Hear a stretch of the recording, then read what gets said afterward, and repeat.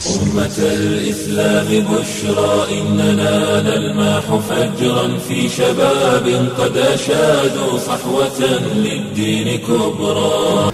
إن الحمد لله نحمده ونستعينه ونستهديه ونستغفره ونعوذ بالله تعالى من شرور أنفسنا وسيئات أعمالنا.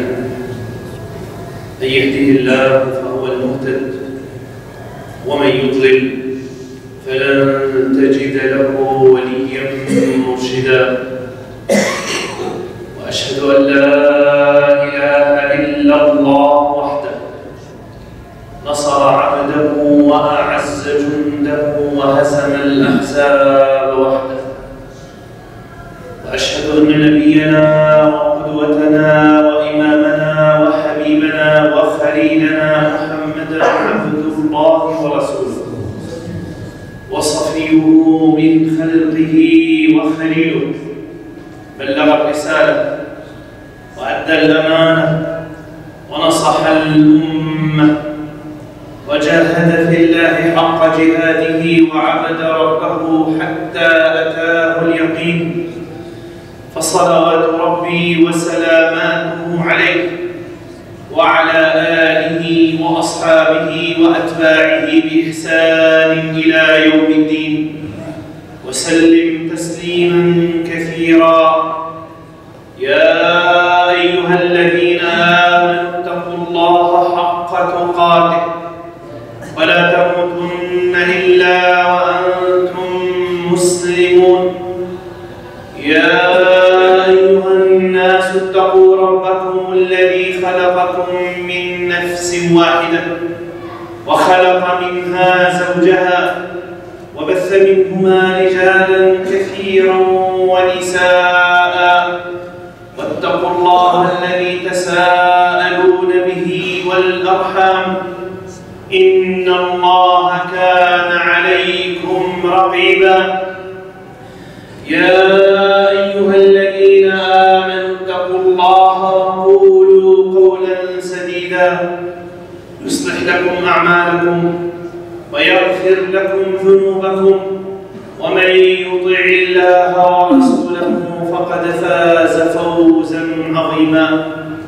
أما بعد، أيها الإخوة المؤمنون، فحديث المجالس اليوم ما يجري في بلادنا من أزمات وما يجري في بلدان العالم الإسلامي من اعتداءات إن كان في فلسطين وغيرها، وما يجري من استهزاء بالمقدسات وليس آخرها ما يجري في السويد. الاعتداء والظلم والقتل والبطش والازدراء والاحتقار والسجن والظلم الذي يقع على هذه الأمة لا بد أن نستذكر معه ما جرى مع حبيبنا صلوات ربي وسلاماته عليه. ونحن نعيش وإياكم خواتم عام هجري ونستقبل عاما هجريا جديدا نستذكر فيه ما حصل مع النبي عليه الصلاة والسلام، وهو أكرم الخلق وأشرف الخلق صلوات ربي وسلاماته عليه. ألم يكن الله جل وعلا قادرا أن يبعثه مباشرة ملكا معززا مكرما دون أن يجري له ما جرى من اعتداء واستهزاء وإيذاء وضرب وسخرية؟ ألم يكن ربنا جل وعلا قادرا أن يجعله رئيسا في مكة المكرمة أو في المدينة المنورة ثم يرسل جنوده وأتباعه لفتح العالم؟ لكن ذلك ليس هو المقصود. إنما جرى لنبينا عليه الصلاة والسلام وعلى مدى 13 سنة من الاستهزاء والإيذاء والسخرية له ولأصحابه. قيل عنه ساحر وشاعر وكاهن وكذاب مجنون. هكذا وصف صلوات ربي وسلاماته عليه. أقرب الناس إليه كان يعاديه، عمه يمشي وراءه ويحث التراب على رأسه ويقول لا تصدقوه إنه كذاب، حاشاه صلوات ربي وسلاماته عليه. زوجة عمه زوجة أبي لهب تضع الأذى والقذارة على باب بيته. ابن عمه، تصور هذا المشهد، ابن عمه يبصق في وجهه صلوات ربي وسلاماته عليه. عقبة بن أبي معيط يخنقه بثوبه ويبصق في وجهه صلوات ربي وسلاماته عليه. بل يصل الحد في السخرية والاستهزاء وهو ساجد حول الكعبة في أطهر بقعة في أشرف هيئة، يلقى على ظهره سل الجزور صلوات ربي وسلاماته عليه، بقايا رحم الناقة، قذارة ووساخة تلقى على ظهره صلى الله عليه وسلم، وهو رسول الله، أكرم الخلق، أشرف الخلق، أحب الخلق إلى الله جل وعلا. كل ذلك يجري، وما جرى له بعد ذلك في الطائف، وهو يريد أن يبلغ دعوة الله، فيقوم بنو ثقيف فيغرون صبيانهم ويعطونهم الحجارة، وما يدري الطفل وما يجعل الطفل الصغير يعرف من هذا الرجل إلا أنهم أغروه وأعطوهم الحجارة ليرجموا بها رسول الله صلى الله عليه وسلم، فيرجموه وهو قادم إليهم في الطائف ليبلغهم دعوة الله، حتى تسيل الدماء من قدميه الطاهرتين الشريفتين صلوات ربي وسلاماته عليه. كل ذلك يجري له وربنا يراه وربنا مطلع عليه، وهو يسعى ويبذل ويضحي حتى جاء الإذن بالهجرة إلى المدينة المنورة، بالهجرة إلى المدينة النبوية، بالهجرة إلى يثرب. وقد سبقه إلى ذلك كما أذن لهم عدد من الصحابة رضوان الله تعالى عليهم. لماذا؟ كل ذلك يجب لنتعلم أيها الإخوة أن الأمور لا تأتي هكذا بسهولة، بل لا بد من التضحية. حادثة الهجرة تعلمنا التضحية في أبهى صورها. حادثة الهجرة تعلمنا البذل والعطاء وعدم اليأس، فلا يمكن أن يأتي النصر ولا أن يأتي الفرج ولا أن يأتي التغيير على أيدي أمة لا تريد لنفسها أن تتغير ولا تصنع التغيير ولا تبدل حالها ولا تبدل عاداتها ولا سلوكها. انظر إليه حين يئس منه صلوات ربي وسلاماته عليه، فيجتمعون ليتآمروا، وقد احتاروا في ماذا يفعلون بنبي الله عليه الصلاة والسلام. فمن قائل أننا نسجنه، ومن قائل أننا نقتله، ومن قائل أننا ننفيه خارج مكة، حتى جاءهم الرأي من أبالسة الأرض من الشياطين أن يجتمع من كل قبيلة شاب معه سيف فيضربونه ضربة رجل واحد حتى يتفرق دمه في القبائل، فلا يعرف قاتله ولا يعرف غريبه، فترضى ويرضى أولياؤه بالدية بدل أن يقتص من الجميع. هكذا تآمروا ويمكرون ويمكر الله. انظر إلى الفداء، فيخطط النبي عليه الصلاة والسلام للهجرة مع أبي بكر الصديق، ذاك الرجل الصديق الذي كان رجلا أولا في كل المواقف، في كل موقف، في كل مشهد، في كل حادثة كان هو الأول رضي الله تعالى عنه وأرضاه. فيخرج النبي عليه الصلاة والسلام من الحجرة وقد طلب من ابن عمه علي بن أبي طالب رضي الله عنه أن يبيت مكانه. انظر إلى التضحية. وعمر علي يومئذ رضي الله عنه ما يقارب 23 سنة. هذا هو الشاب. أين الشباب اليوم؟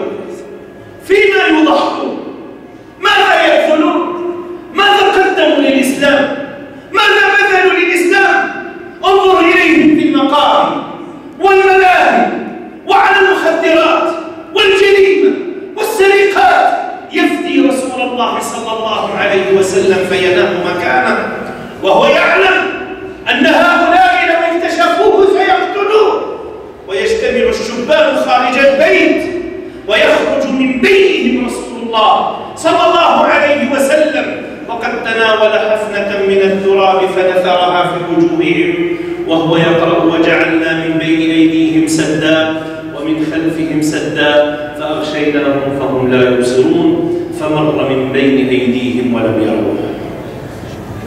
نعم، إنها الإرادة الإلهية، إنها المعجزات. عندما نضحي يقدر ويهيئ الله لك كل شيء. يخرج من بينه ثم ينطلق إلى ذاك الغار، غار ثور في أعلى الجبال. وليتك تتذكر معي وتستحضر معي كم كان عمر النبي عليه الصلاة والسلام في ذاك الوقت. قد وصل إلى عمر 53 سنة أيها الأخوة، ليصعد الجبل ومعه أبو بكر الصديق رضي الله تعالى عنه وأرضاه وهو دونه بسنتين، عمره 51. في هذا العمر يصعدان الجبال وهم يدركان أن قريش تريد القتل وتريد البطش بهم بعد أن فعلوا ما فعلوا، ويذهب إلى الغار. وانظر إلى هذه التضحية لأبي بكر الصديق رضي الله عنه وأرضاه. ماذا يريد في هذا العمر؟ ماذا قدم؟ كثير منا لدين الله يدخل إلى الغار فيجده مهجورا فينظفه ويسد الشقوق والثقوب حتى لا تخرج عليه الثعابين والعقارب، ويمزق شيئا من ثيابه ليسد هذه الشقوق ويغلقها ويبقى موضعان لم يستطع أبو بكر الصديق أن يسدهما، فسدهما بقدميه مثل الجحرين، سدهما برجليه، ثم قال للحبيب المصطفى صلى الله عليه وسلم: ادخل يا رسول الله لينام في حجر أبي بكر الصديق رضي الله عنه. هنيئا لك يا أبا بكر، هذا الاحتضان لرسول الله صلى الله عليه وسلم، وهذه هي المعية، إذ يقول لصاحبه: لا تحزن إن الله معنا. إذ هما في الغار، ثاني اثنين إذ هما في الغار، إذ يقول لصاحبه: لا تحزن إن الله معنا. يقول أبو بكر: يا رسول الله، لو نظر أحدهم تحت قدميه لرآه. يدخل أبو بكر رضي الله عنه يجهز الغار، ينامان بعد التعب، ينام النبي عليه الصلاة والسلام في حجر أبي بكر رضي الله عنه، ثم يقدر الله حتى تعلم أنك لن تتاجر على كيفك في هذه القضايا، ولا يشترط أن تسير الأمور كما تريد ولو كنت تضحي. وهو في هذه الأثناء والنبي عليه الصلاة والسلام نائم، إذ بعقرب تأتي فتلدغ قدم أبي بكر الصديق. يا الله، يا الله، ألا تدفع هذه العقرب وهما في سبيلك وهما يضحيان من أجلك؟ لكنها إرادة الله ليصطفي هذا الرجل ليكون أفضل هذه الأمة بعد نبيها رضوان الله عليه رغم أنف من لا يترضى عليه. إنه أبو بكر الصديق رضي الله عنه. فمن شدة الألم عند لدغ العقرب لم يتحرك حتى لا يستيقظ النبي عليه الصلاة والسلام من نومه، فتنزل دمعة من عين أبي بكر الصديق على وجه رسول الله صلى الله عليه وسلم، فيستيقظ رسول الله صلى الله عليه وسلم فيقول: ما لك يا أبا بكر؟ يقول: لدغتني عقرب. فيمسح عليها الرسول صلى الله عليه وسلم على موضع اللدغة فيبرأ بإذن الله. تضحيات ماذا قدمنا أيها الإخوة وهو يعلم أن مصيره إلى القتل، ويصلون إلى باب الغار وهم يفتشون عندما أدركوا أن الحيلة قد انطلت وأن الخطة التي فعلوها قد فشلت، ويفتشون عن النبي عليه الصلاة والسلام حتى يصلوا إلى باب الغار ويقفون. تصور هذا المشهد، ما بينهم وبين رسول الله صلى الله عليه وسلم إلا أمتار، هو أسفل منهم، لكنهم كانوا يلتفتون بعيدا وهو أسفل منهم. فإذا أراد الله لك النجاة والتوفيق والعز والتمكين فلا يمكن لأحد أن يضرك. ثق بالله وتوكل على الله واعتمد على الله. تضحية من النساء بماذا قدموا وماذا بذلوا حين ضحت تلك الصديقة، تلك الصالحة بنت أبي بكر الصديق، أسماء بنت أبي بكر رضي الله عنها وأرضاها، التي كانت تنطلق من بيت أبيها إلى الغار. وهل تعلم ماذا كان حالة أسماء رضي الله عنها؟ لقد كانت حامل في أواخر حملها، تضحي، تبذل. أين نساؤنا اليوم؟ أين بناتنا اليوم؟ همهم المساحيق والمكاييل ومواقع التواصل الاجتماعي والأراكين والواتساب والصبحيات والعصريات. أين نساؤنا اليوم؟ تضحي فتنطلق لتأخذ الطعام، وذات يوم تنسى أن تضع لهذا الطعام نطاقا فتشق نطاقها حزامها نصفين فسميت بذات النطاقين. بل اسمع إلى التضحية.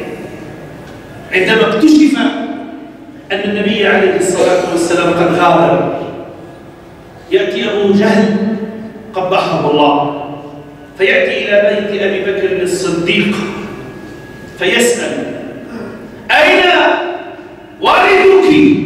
تطل عليه عائشة رضي الله عنها وكانت صغيرة. أين والدك؟ يسألها عن أبيها فتجاوب: الله أعلم. فيضربها ويلطمها بكفه على خدها حتى سقط القرط من أذنيها من شدة الضربة. صغيرة لكنها بقوة الرجال، صغيرة طفلة لكنها بقوة الأبطال، لأنها تربت في بيت من؟ في بيت أبي بكر الصديق. وهنا نتساءل: على ماذا نربي بناتنا؟ وعلى ماذا نربي أبناءنا؟ على ماذا نربي أولادنا؟ مسؤولية الآباء والأمهات. ونحن نشاهد اليوم انتشار المخدرات والجريمة والسرقات. نتساءل: على ماذا نربيه؟ فيستحي أبو جهل وهو على كفره بعد أن فعلته، ويتمنى أن لا يعرف أحد أنه ضرب صغيرة حتى لا يعيره العرب أنه ضرب فتاة أو ضرب امرأة أو ضرب بنتا. إنها تضحية حتى من النساء. تضحية. بماذا ضحينا؟ بماذا بدلنا؟ ونحن نتحدث عن واقع هذه الدولة وعن واقع مأساوي وعن سمسرات وعن صفقات وعن جريمة وعن إجرام وعن زعماء لا يشعرون بواقع الشعوب ولا بجوعهم ولا بمرضهم. استمرار للحديث دون أن نبذل شيئا في التضحية لدين الله. إنها الهجرة دروس نتلمسها وعبر نعتبر منها وبها حتى نغير هذا الواقع الذي نحن فيه. أقول ما تسمعون وأستغفر الله لي ولكم من كل ذنب استغفروه فيا فوز المستغفرين.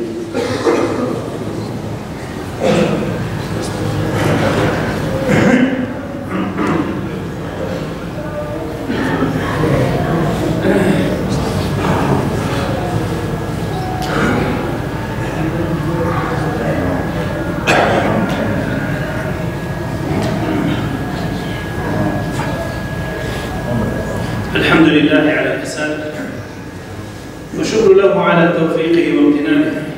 أصلي وأسلم على رسوله الداعي إلى الإسلام.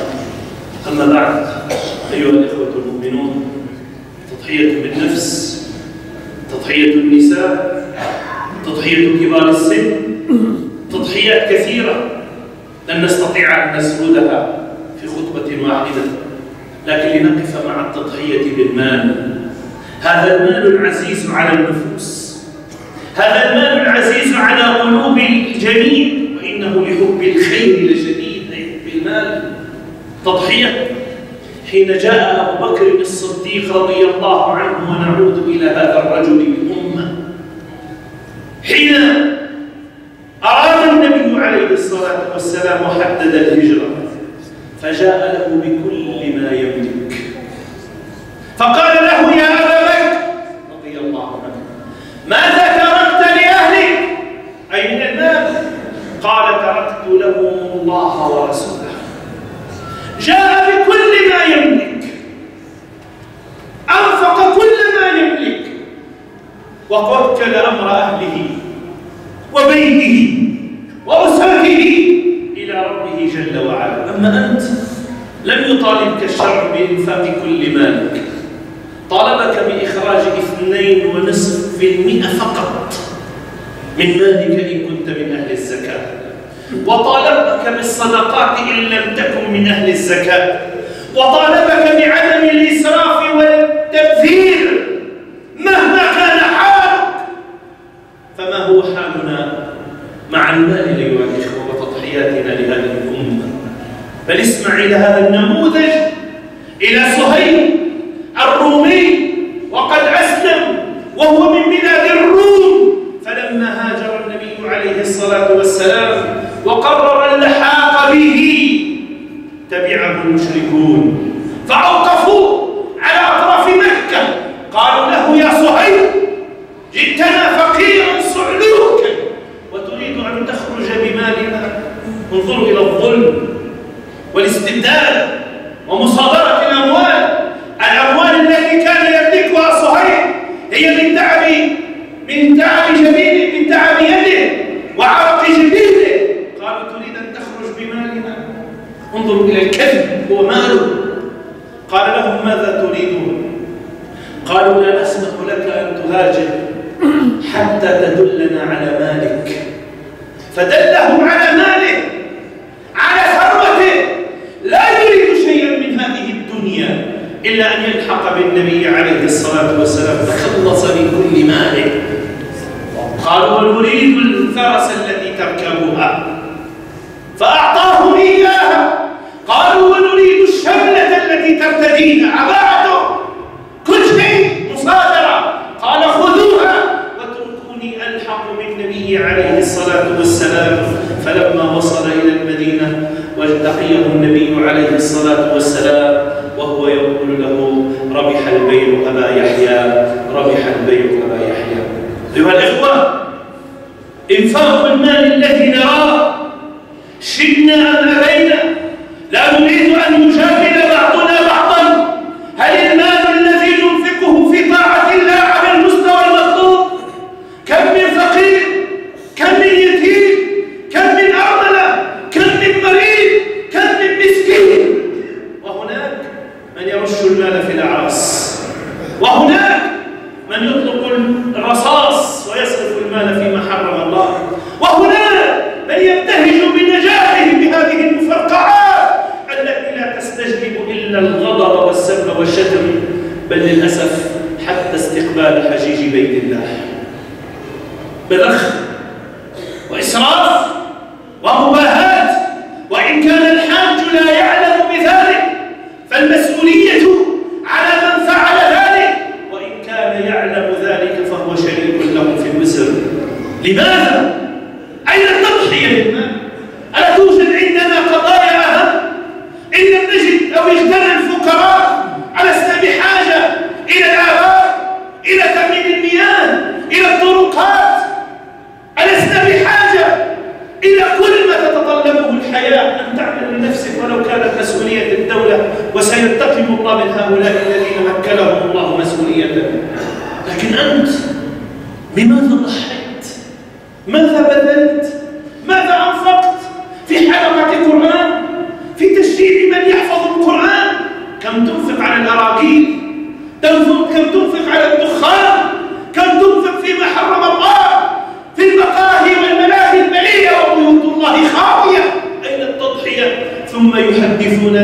لماذا لا يغير الله حالنا؟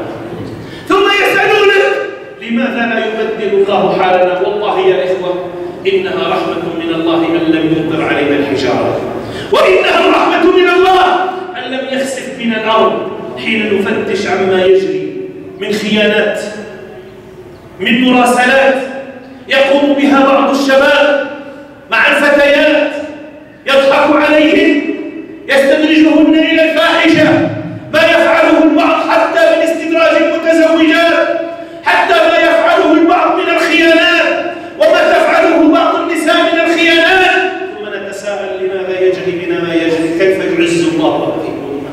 إنها التضحية. أين كانوا وأين صاروا حين شعر الجميع في رحلة الهجرة؟ أكبر الدروس والعبر على التضحيات، حتى راعي الغنم ضحى، حتى الكافر استخدم في هذه الرحلة ليكون دليلا على الطريق. معجزات باهرات حصلت لنبينا عليه الصلاة والسلام، ثم الاستقبال العظيم والاستقبال الحافل لنبينا عليه الصلاة والسلام في المدينة المنورة حين أطلت عليهم بشائر الحبيب صلى الله عليه وسلم، وهم يستقبلونه بالأناشيد والاستقبالات والفرح والسرور، يتسابقون أيهم يجلسهم في بيته، ثم يقول دعوها عن ناقته فإنها مأمورة والسكن حيث تكون، ثم يبني المسجد، ثم يواخي بين المهاجرين والأنصار، ثم بعد ذلك يرسخ دعائم الأمة الإسلامية وينشئ السوق لتكون أمة إسلامية قوية ماديا لا تستعبدها الأمم. الخير موجود والفرج قريب، لكن على الأمة أن تعود وأن تقرأ سيرة رسولها عليه الصلاة والسلام، وأن نتخلى عن هذه الشهوات والمنكرات التي نعيشها، وأن نعتبر من العبر لقد كان لكم في رسول الله أسوة حسنة، أن نعتبر من قصته ومن سيرته، وأن نوقن بأن الفرج قريب، لكن علينا فقط أن نبذل السبب وأن نضحي، وأن نضحي بأنفسنا، نضحي بأموالنا، أن نشارك الجميع في التضحية صغارا وكبارا ونساء، أن نضحي حتى يعطينا الله تعالى سبلنا ويغير حالنا. نسأل الله تعالى أن يجعل العام الذي سينقضي عاما مغفورا لنا ما قدمنا فيه، وأن يجعل العام المقبل عام خير وبركة وسعادة وهناء وعز ونصر للإسلام والمسلمين، وأن يبدل الله الحال إلى أحسن حال. اللهم يا أرحم الراحمين ويا أكرم الأكرمين ويا أجود الأجودين، صل وسلم على عبدك وحبيبك محمد، وذكر وذاكرون الأبرار ما طلع الليل والنهار، عدد أوراق الأشجار، عدد قطرات البحار والأنهار، عدد الملائكة الأطهار. اللهم اغفر للمسلمين والمسلمات والمؤمنين والمؤمنات الأحياء منهم والأموات، إنك يا مولانا سميع قريب مجيب الدعوات. اللهم اغفر لباني هذا المسجد وواقفه وساعي فيه يا رب العالمين ويا أرحم الراحمين. اللهم كن لإخواننا المظلومين المضطهدين المشردين في كل مكان، اللهم كن لهم في فلسطين وفي سوريا وفي العراق وفي بورما وفي كل مكان. اللهم احقن دماء أهلنا في السودان، اللهم احقن دماء أهلنا في السودان، اللهم ألف بين قلوبهم واجمع على الحق كلمتهم، وأزل الشحناء والضغناء والبغضاء من صدورهم، واجعلهم إخوة متحابين فيك متراحمين فيك يا أرحم الراحمين. اللهم عليك بالطغاة العتاة المجرمين الظالمين، احصهم عددا اقتلهم بددا، تغادر منهم أحدا، أرنا فيهم يوما أسودا، أرنا فيهم عجائب قدرتك وفنون سطوتك بعظمتك وجبروتك يا عظيم يا جبار يا عظيم يا قهار. اللهم اجعل هذا البلد آمنا مطمئنا سخاء ورخاء وسائر بلاد المسلمين. اللهم من أرادنا وأراد بلادنا بخير فوفقه لكل خير، من أرادنا وأراد بلادنا بسوء أو تخريب أو تفجير أو تدمير أو سرقة فخذ أخذ عزيز مقتدر، فإنه لا يعجزك يا رب العالمين ويا أرحم الراحمين ويا أكرم الأكرمين. إن الله وملائكته يصلون على النبي يا أيها الذين آمنوا صلوا عليه وسلموا تسليما. إن الله يأمر بالعدل والإحسان وإيتاء ذي القربى وينهى عن الفحشاء والمنكر والبغي يعظكم لعلكم تذكرون. واذكروا الله العلي العظيم يذكركم واشكروه على نعمه يزدكم، ولذكر الله أكبر، الله يعلم ما تصنعون. اللهم صل على